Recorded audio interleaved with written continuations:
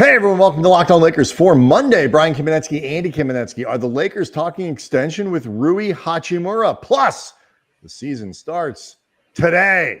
That's next.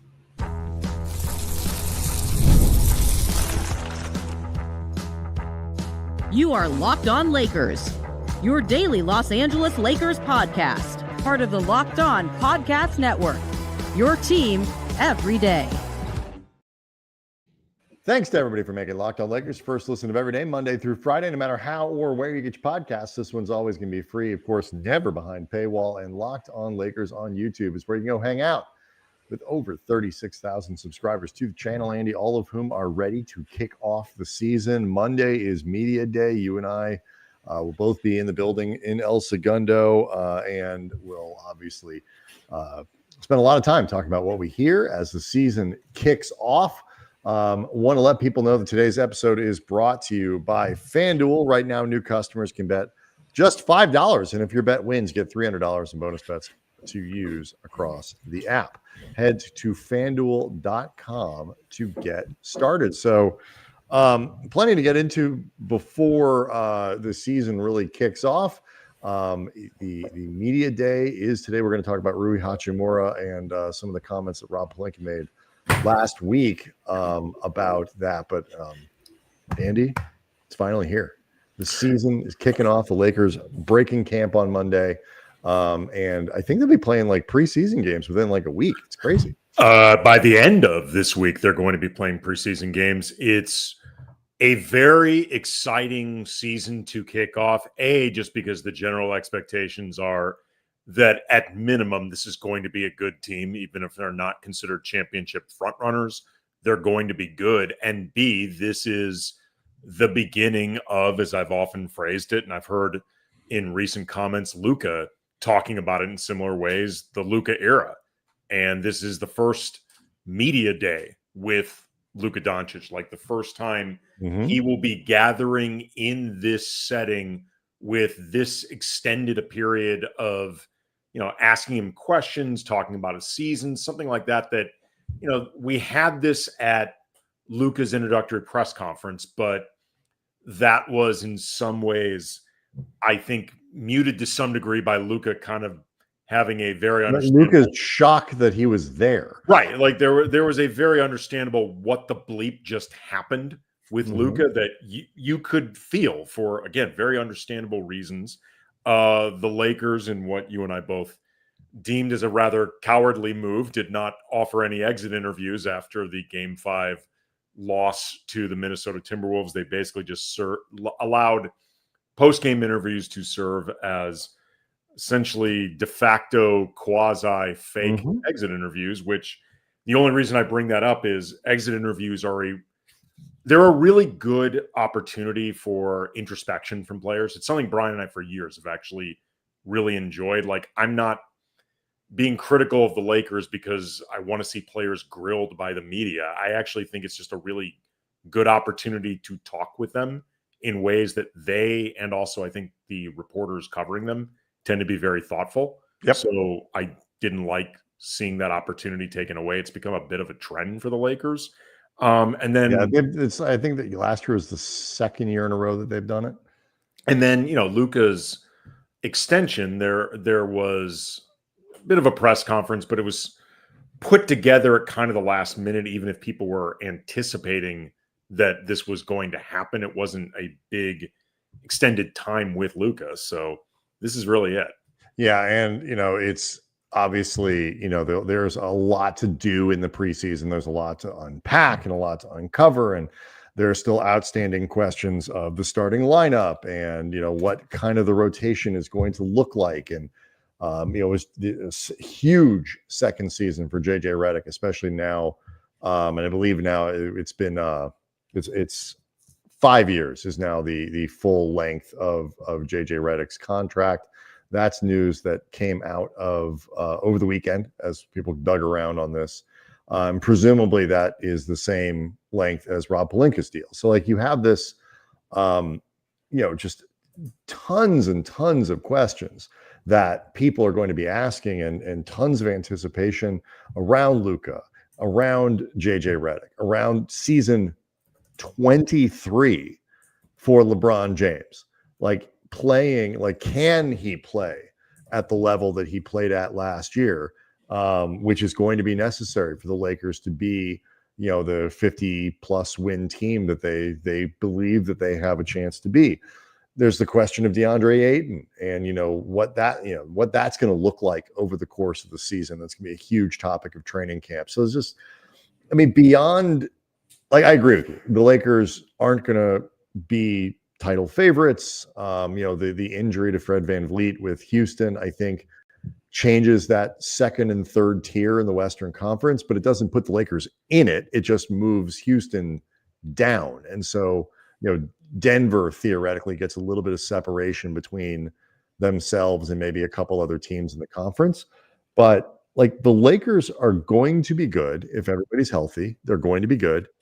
And more than that, I think they're going to be really interesting. Like they should be a fun team to watch, given all of the offensive talent they have, not just like guys who can score, but guys who see the floor, can pass, can do all kinds of stuff. And in theory, a coach and coaching staff with 2 years together and a high basketball IQ. Like this should be a lot of fun. And JJ having that first year under his belt, I think there was a lot of time in the offseason reflecting both on the way he wants to approach this season on the court, also off the court. I had mentioned that, I asked JJ about whether he learned from his rookie season as a coach, lessons about long view planning, long view pacing yourself emotionally, stuff like that. And it was interesting. I was listening to Jovan Buha's podcast, Buha's Block, obviously Jovan, friend of the show, but he said that JJ, after Rob and his assembled time with the media, he took basically the traveling beat writers aside. And I was obviously not one of them, but I'm assuming it's like Jovan, Dave McMenamin, Kobe Price, guys like that, maybe Melissa Rowland, and said to them, like, in so many words, I recognize that last season there were times where I got a bit too animated, a bit too aggressive, a bit too defensive, combative in the way I would sometimes deal with post-game questions, even pre-game practice, stuff like that. Not because I think JJ has an issue with media. Hell, JJ used to be media. Mm-hmm. He was very good at it and often, frankly, very candid and critical. He framed it as a competitive juices going type of thing, always being on afterwards. And as I've talked about a lot, JJ likes to play semantical, debatey type games as a way of sometimes deflecting questions or just reminding you how smart he is, and that he's going to look to chill on that sort of stuff, which I think is ultimately good for JJ. As much as I've said many times, I tended to find it very funny and amusing just because to me it was so transparently obvious what he was doing.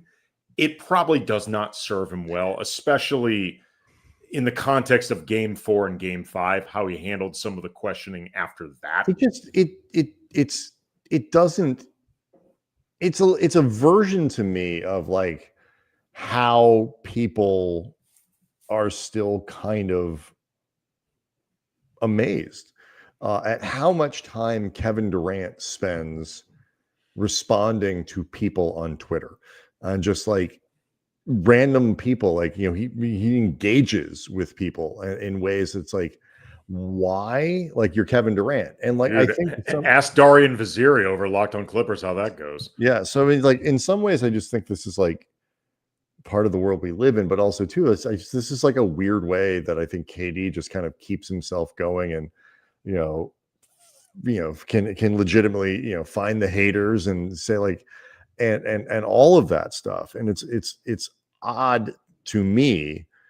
And JJ, I think, was sort of doing a version of that with the media that I just don't think helped him very much. Like it's not a constructive way to spend energy for a guy who clearly puts a lot of energy into this, that does have a little bit of trouble detaching and does have a little bit of trouble creating distance between the game and, time away from it and all these other things. And so to just loosen up a little bit and not spend so much time worrying about questions and how things are being perceived, I think will do him a lot of good. So a couple other things we're looking forward to for the start of training camp, and then the Lakers and Rui Hachimura. Rui is one of the only outstanding questions that the Lakers have going into the season and potentially into next, whether or not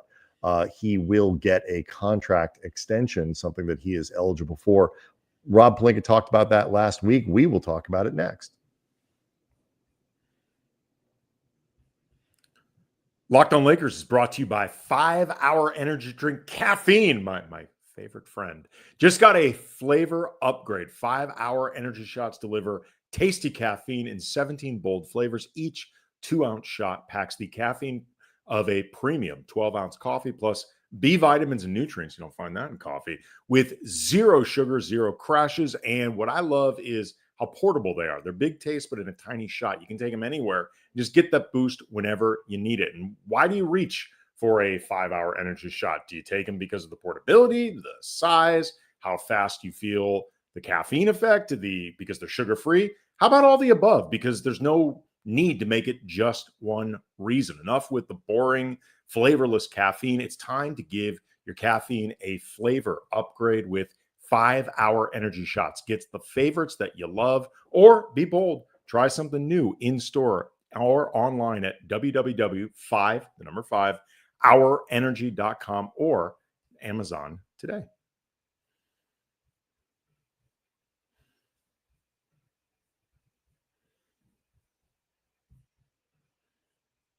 Anything else you are looking forward to, Andy, as the big extravaganza kicks off, other than will we get to sample some BBGO stuff like we have in seasons past? That's always one of the best parts. That and the food trucks they bring out. They really do take care of the assembled media every single Lakers media day, and it is always very appreciated. I know LeBron is going to get asked questions about his headspace, his future with the franchise, stuff like that. It would be interesting to see both A, what his answers are, but B, how much he looks to try to diffuse this as a situation at all. Like, how much effort does he actually put into trying to make this not a story? Because depending on what LeBron wants from his future, he may find more leverage, at least in his and Rich Paul and Team Clutch's calculations, to maintain it as a story. I don't actually think he's correct. Like I've said many times, I think once LeBron opted into his deal, and then especially once Luka got extended, I think LeBron pretty much lost all the leverage that he has with the Lakers moving forward. That doesn't mean, by the way, that he has no future with the Lakers moving forward, as we've both said. I think there's a non-0% chance that he will play with the Lakers beyond this season, but the exit threat does not really exist anymore in the form of fear that it used to. But regardless, though, I'm just curious to see how much LeBron looks to make this a dead issue, because if he really wants to, he can kill it. He can just kill this as a thing moving forward if he really wants to. I guess which part of the thing is, like, he's not going to commit to, like, I'm going to stay. The Lakers have made it abundantly clear, like, they want him to retire a Laker. They are not going to dictate to him what he's going to do. Obviously, they don't have any control to do it. But, I think both because they want him to retire a Laker, and I think they also recognize the challenge of trying to find somebody to replace him. And there is a significant amount of wiggle room between we want you to retire a Laker and, geez, we wanted you to retire a Laker, but we couldn't figure out a way to make it work with you contractually. You wanted something we didn't. Like, nobody's guaranteeing anything. I don't expect LeBron. I mean, there are some people who are speculating they want him to retire a Laker this season. Possibly. I mean, I think that may be true. I think Rob's comments left that open. I think he kept everything very open-ended, both out of some respect for LeBron, like genuine respect, but also because I think there is a certain degree of ambivalence within the organization about how much longer they Right. want to go, even if they recognize the value LeBron brings. Yeah, I didn't read it as like, we sure hope that he would retire. I just think that that is true, regardless of what, I don't think that's what Rob was intimating last week when he met the media. I just think the Lakers, sort of understand that to be true. It solves a certain set of problems. If he retires, it creates others, but it solves some. And I think they look at it with this perspective of, if he comes back, we'd like him to be a Laker. But again, there's a lot of space between, making big, bold proclamations and, kind of what reality is going to play. LeBron obviously will control a lot of how that works. And so I think at the very least, though, what LeBron can put to bed, because he's not going to say, I'm going to play, I'm not going to play, I'm going to stay here for another year, I'm not going to stay here for another year. If I play for 2 more years, it's only going to be with this team or anything like. He's not going to say anything like that. At least I'd be shocked if he did.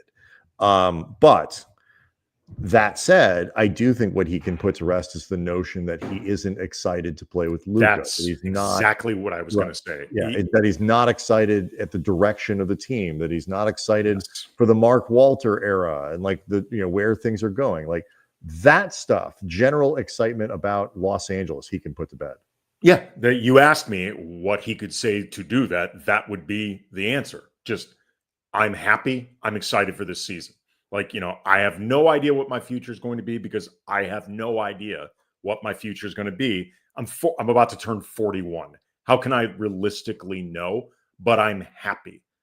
If that counts as putting certain things to bed, and I think we're all being naive if we think that really anything LeBron can say would end a lot of the speculation. And that's not a comment on you. I think it's just like, who are we kidding?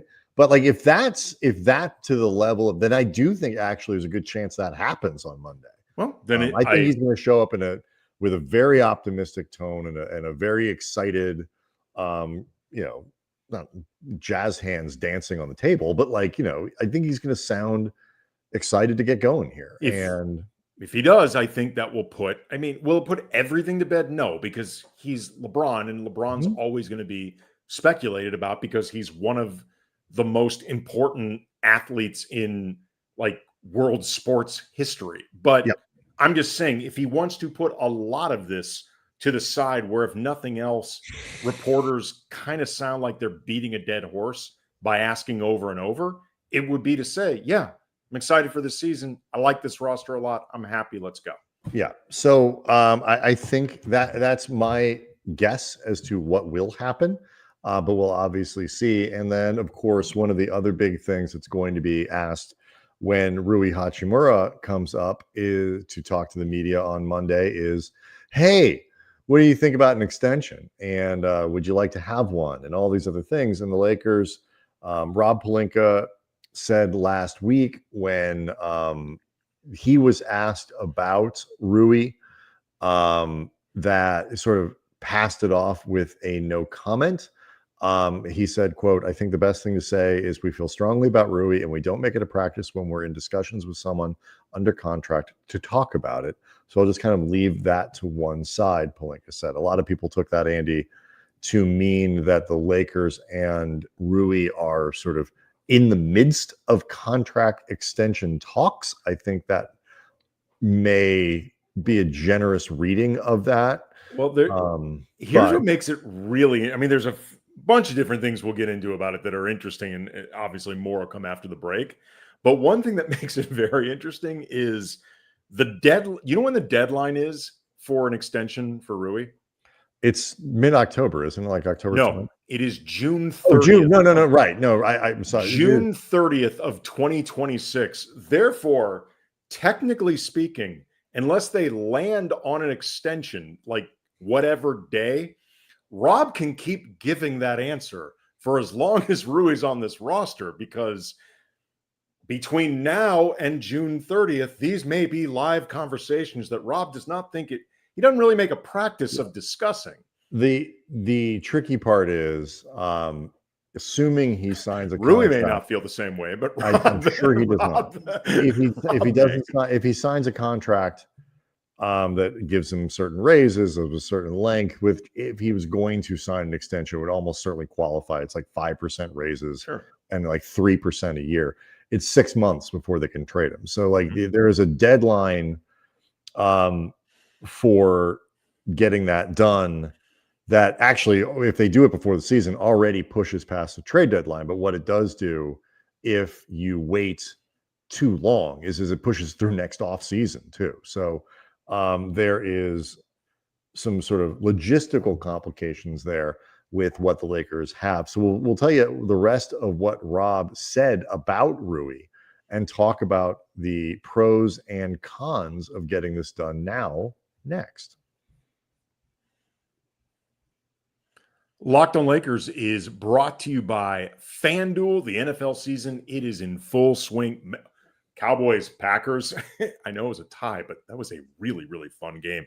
FanDuel is making sure you are ready for every kickoff with the can't miss offer. Right now, new customers, you bet just $5, $5. And if your bet wins, you get $300 in bonus bets to use across the app. And I love that FanDuel fits however you want to bet, whether you're talking player props, building a same game parlay, even jumping in live as the action unfolds. Let's say you're just one of those people that has a sense for how a fourth quarter is going to unfold, the specifics. Maybe you get ahead of everything with a little wager. It makes the games more exciting, whether you're talking about the team that you root for IRL or you're just monitoring your fantasy lineup. So you ready to play? Download the FanDuel app right now by visiting FanDuel.com to get started. That's FanDuel.com to place your first $5 bet. Rob went on to say about Rui so again, the quote that he gave regarding the contract negotiations were, I think the best thing to say is that we feel strongly about Rui and we don't make it a practice when we're in discussions with someone under contract to talk about it. I'll kind of just leave that to one to the side. Discussions could be doing a lot of work there. There's a broad range of what discussions might mean. And I, for one, do not presume depth based on that comment. It is also an extraordinarily convenient way to avoid answering a question. So there are a lot of different ways Rob may have answered that. It may be a transparent look. We are in some degree of discussions with Rui, and it would be improper of us to talk about that in the middle of discussions. It would be disrespectful to Rui, yada, yada, yada. It could be signaling to Miami, as the Lakers have been linked endlessly to Andrew Wiggins. Like, hey, if you guys are interested in getting off Andrew Wiggins' money at all, or you just like Rui as a player, you might want to, adjust some of your asks in a potential trade for Rui, sending us Andrew Wiggins, because, we may lock up Rui pretty soon. And then once we sign him to an extension, we can't trade him at all. So you might want to take care of this pretty quickly. It could be sending a message to Rui that this is an open possibility, as we may be asking you to come off the bench. So maybe this could become contingent on your acceptance of a role moving forward. There's a lot going on. A big range of things that are potentially going on. And so I just think it is, or it could be Rob ducking the question and using right. And that's the thing. That's part of the range I was discussing. And like, I think when there was a lot of talk last week when, people were kind of breaking down the score, like, oh, that means the Lakers and Rui are really talking. Not necessarily. So, but what I do think is clear, and I do think this is genuine, is what Rob said next, which is when, sort of talking about, he was asked about, Rui generally as a player and what they think of him and all that kind of stuff. He said, just seeing his growth from the time we traded for him, it feels like every season he's gotten a little better at something. Just being around in the last couple of weeks, I can tell you there's a confidence in his spirit and a comfortability with this place and JJ and the staff. It just exudes out of Rui. So I think this is going to be another jump for him. He's a really, really important player for our team. Now, I believe all of that is genuine. And I also think it's true. And I think that Rob looks at Rui as one of his big successes. I think he rightly so looks at that trade as one where the Lakers did really well. And that was not a here's Luka Dončić, just keep your mouth shut. All you have to do is the guy, this thing is being given to you. The Lakers made the Rui Hachimura trade. They recognized the opportunity, they recognized the potential, and they executed the deal. And they've come out way ahead on that one. So I think Rob genuinely does believe all that stuff that he said about Rui, and he's certainly correct about Rui being in a really important part of this year's team. He also represents, too, Rui, a success story, not just in winning the trade, but in development. Because when Rui arrived, he was, I think most fans were excited because they saw him as an upgrade over Kendrick Nunn, just because Kendrick Nunn had been so bad with the Lakers. Yes. But the reality is Rui had been seen as a disappointment with the Wizards. He was a top 10 pick who did not really develop a ton beyond how he arrived. And some of that, I imagine, was the general dysfunction of the Wizards. Some of it was probably related to personal issues that Rui was going through at the time. He took some time away from the team. To the best of my knowledge, they've never been fully reported. And I have no idea because of that whether or not they had anything to do with Rui asking for a trade. He actually requested a trade from the Wizards before the Lakers eventually worked out one with Washington. But there were different things going on with Rui, but he's become a far better player. It's interesting, Jake LaRavia, during his free agency press conference in El Segundo, he was talking about the Lakers and their recent development successes. And one of the reasons he was excited to sign with them, he mentioned obviously Austin Reeves, and he and Austin Reeves share an agent. I get the impression they're friends, but I'm pretty sure he also mentioned Rui. And rightly, Rui should be seen that way, which again would speak to why there would be affection inside the building for him. And I look at it too, as Washington was a tire fire. And so when you get guys out of that situation, and Lakers, while they have had some level of instability and the roster is never quite the same and all, they are not the Washington Wizards. Not even in the same ballpark. And so when you're talking about a young players trying to find a role, and there's playing on a bad team, there's so much instability with your stars. And are they here? Are they not? Are they injured? Are they not? All that. And the thing that I look at it is when you think about the development of a player like LaRavia, who's going to be given, I think, every opportunity to have a bigger role than he's ever had on an NBA team. That's the idea. That's what they signed him for. Well, at the very least, his biggest on a team that actually matters. Well, sure. But I think he's going to get more consistency and playing time and all that stuff than he got with Memphis, than he found even with Sacramento after that deal last year. So I anticipate that. But I also think about it in the context of DeAndre Ayton, because while Ayton is a much more established player, Phoenix has, had its own sort of weirdness going on. But then when he goes to Portland, and I realize, look, the Blazers have quietly turned around sort of the direction of that franchise. They have. The roster they have this year, I do not think is going to make the playoffs. I think they have a sort of an outside shot to make the play in. But in the East, I think they'd be in the top 10. I don't think they're doing an expensive culture build.